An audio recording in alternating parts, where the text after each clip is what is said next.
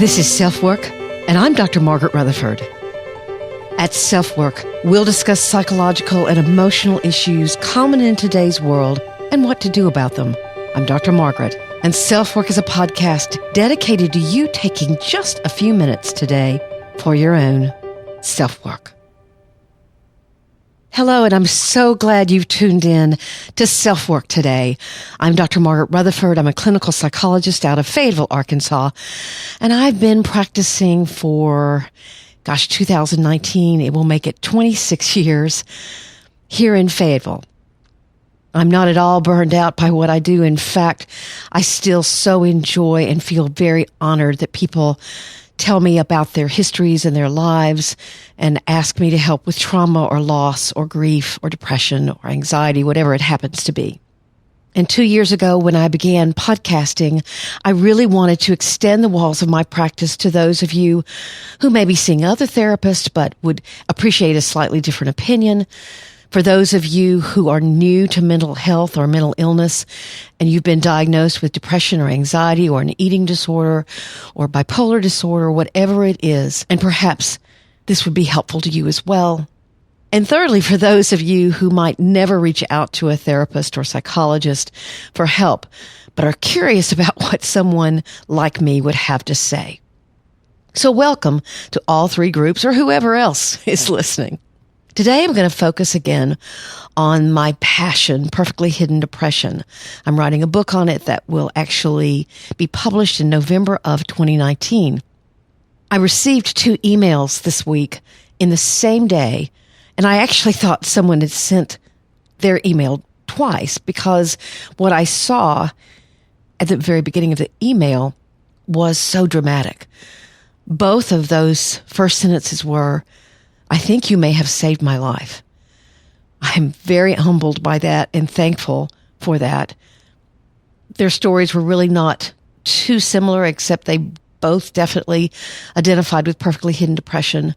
So I was going to do my original post on it because I thought, well, the first post on PhD was way back more than 100 episodes ago, so perhaps I ought to talk about it again. But I listened to that episode and actually thought it was still very relevant. So instead, we're going to focus today on what perfectly hidden depression is not. I've talked about it not being a diagnosis of its own, but how is it different from just healthy coping? It's also a fact that you're not going to be able to walk into your physician's office or any other mental professional's office and ask them to treat you for perfectly hidden depression because it's a term that I've created. So we'll talk about maybe how you can approach other professionals. It's also sometimes hard to see in yourself, which of course makes it more difficult, right? And the last point I want to make, PhD or perfectly hidden depression isn't all of who you are. We're going to talk about all of these points as we explore more what perfectly hidden depression is not. Our listener email today is from a young man who's had tremendous loss and trauma in his life and is now in therapy, but is having trouble with trust and opening up. Quite understandably, actually. So we'll get to our listener email, which is a regular feature of SelfWork, in just a minute. So thanks for being here. Let's settle in and talk about perfectly hidden depression.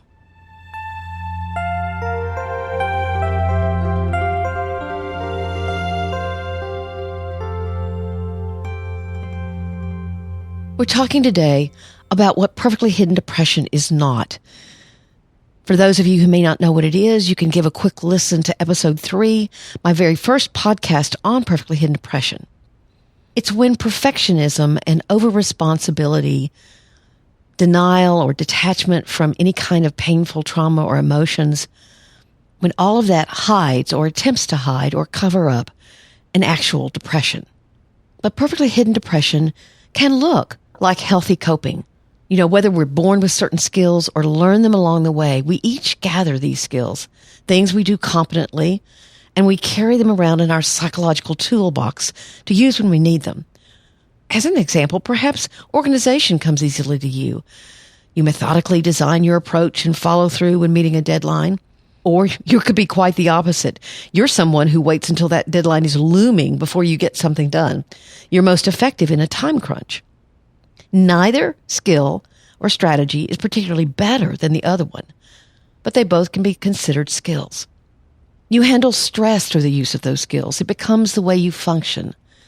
If you notice when a sudden death occurs in the family, you will see how different people respond. Some distract themselves initially by focusing on what needs to get done. Others are far more comfortable expressing their grief. Others deny any pain at all or even seem angry. What's in our toolbox helps us deal with life, both the good and the not so good. So healthy coping is using constructive skills to deal with whatever comes your way, from the joyous things in life to the more painful. Anger management is a skill. Self-soothing or calming yourself down is a skill. Processing information rationally is a skill. These skills help you get through things that perhaps you wonder if you can get through them, but you do. You emotionally survive.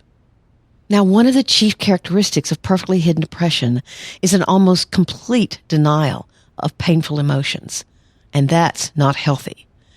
Healthy coping does involve a compartmentalization of feelings, meaning you put them away when it's not appropriate or helpful to feel them.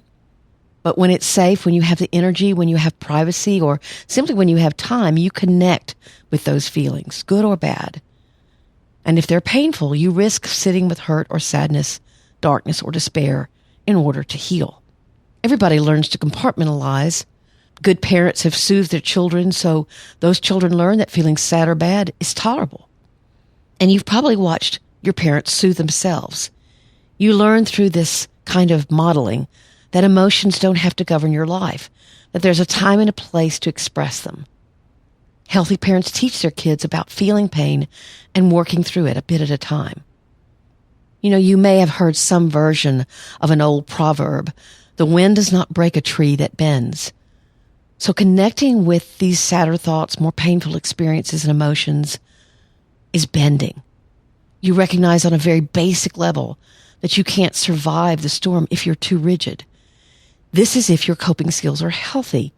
Then you bend. You express vulnerability. You feel all emotions. Your tree won't break.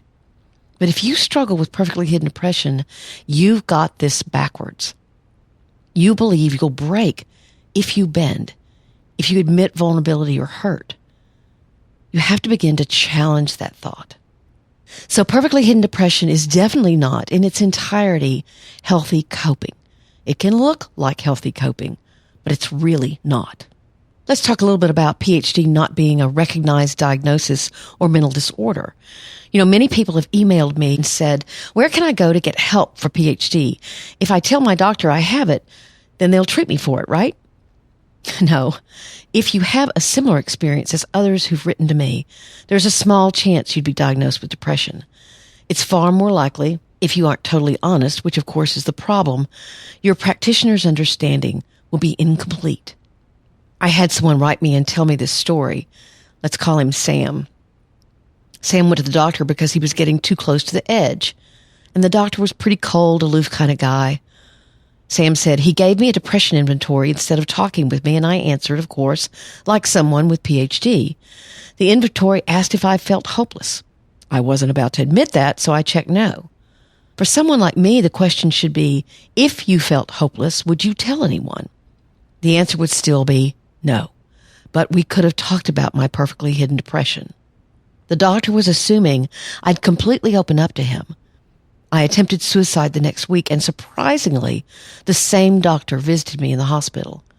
And he said to me, "You masked your feelings," his tone inferring that I should blame myself for not being truthful. And my answer was, "You didn't ask the right questions." Now, the obvious point here is if you don't tell a doctor or a therapist exactly what's wrong, how can they know? That's not their fault. But clinicians do need to be thinking outside of the box, picking up on nonverbal cues, sensing the huge pressure that you carry on a daily basis. They need to watch and wait for the normal emotional expression that rarely comes from someone with perfectly hidden depression.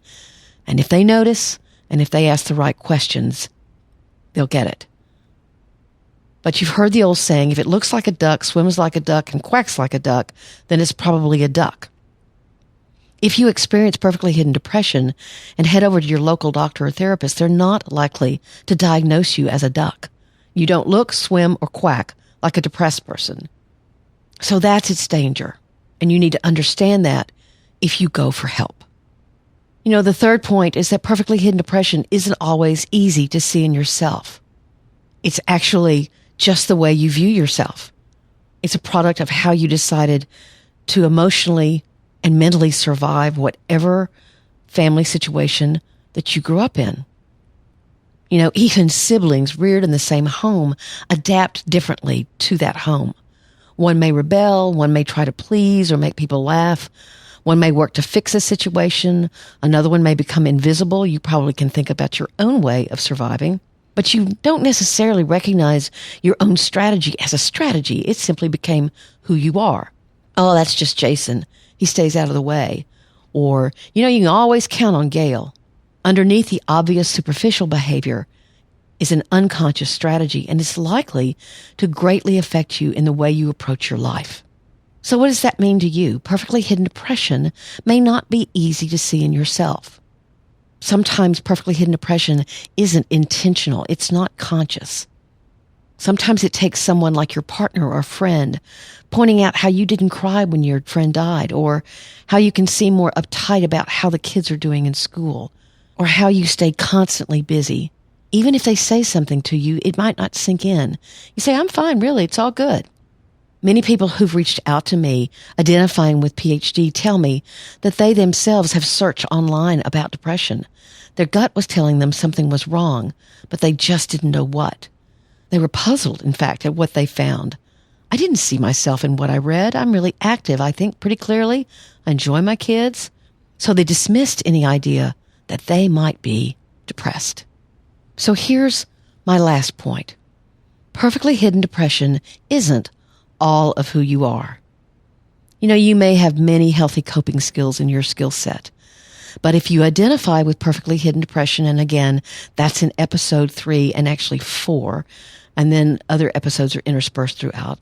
If you do identify with PhDs, some of what you consider a skill or solution may actually have morphed into a problem. Yet you don't want to make the mistake of throwing out the baby with the bathwater, as the saying goes. Counting your blessings and being grateful is positive. Working hard toward a goal or striving to do your best is far from pathological. Thinking ahead, predicting what concerns or dangers there could be, which is a close cousin of worry, and worry is another characteristic of perfectly hidden depression, that kind of predicting has a definite place in good problem solving. So as I've stressed before in other podcasts, but I'll repeat it again, it's when you don't allow others in, when you can't be vulnerable, that it becomes an issue. It becomes self-destructive when your perfectionistic critical voice is screaming at you nonstop in the background. It's a problem when obsessive worry takes over and pressures you into working feverishly for control that you're not going to gain. We could talk about most of the characteristics of perfectly hidden depression and talk about how, in moderation, they've worked for you, not against you. Yet somewhere in you, there's a gut understanding of what's happened. Whatever has been positive and helpful about the behaviors and beliefs you've used for years to cope is causing a kind of loneliness and a lack of true connection that's intolerable. So I hope that's helpful.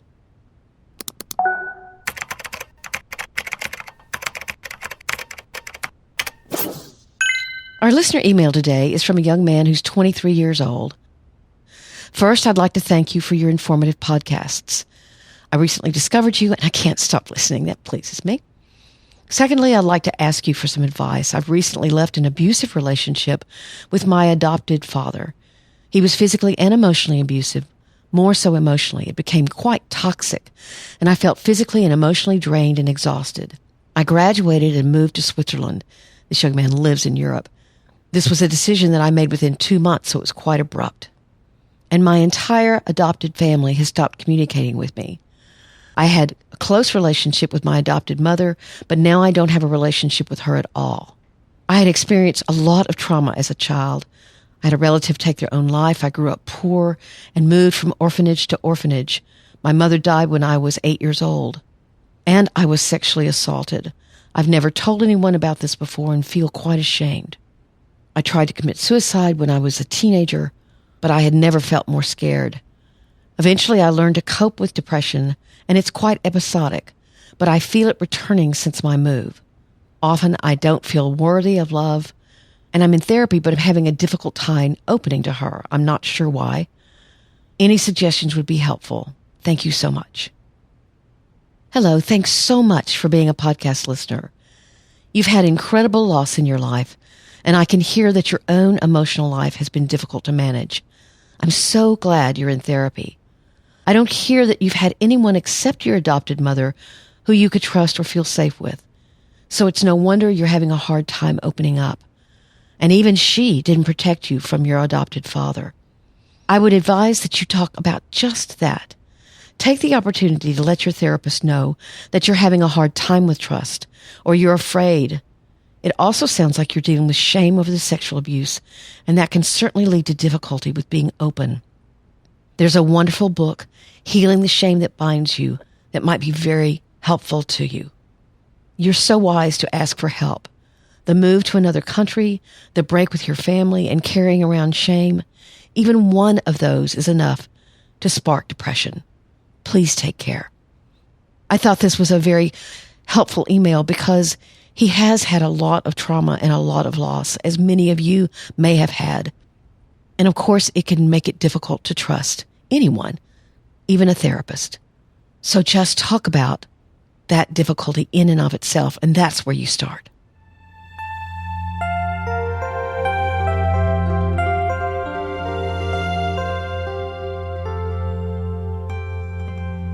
I want to thank you today for listening to SelfWork.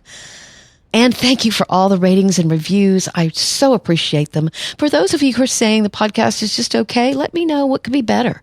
I'm more than open to suggestions. And keep those emails coming in at askdrmargaret@drmargaretrutherford.com.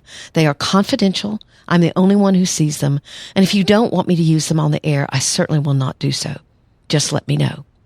You can reach me on my website at drmargaretrutherford.com and subscribe there if you like. And you get a weekly blog post and this podcast. So it's an easy way to stay caught up. I want to thank you so much today for being here. Take very good care. I'm Dr. Margaret, and you've been listening to SelfWork.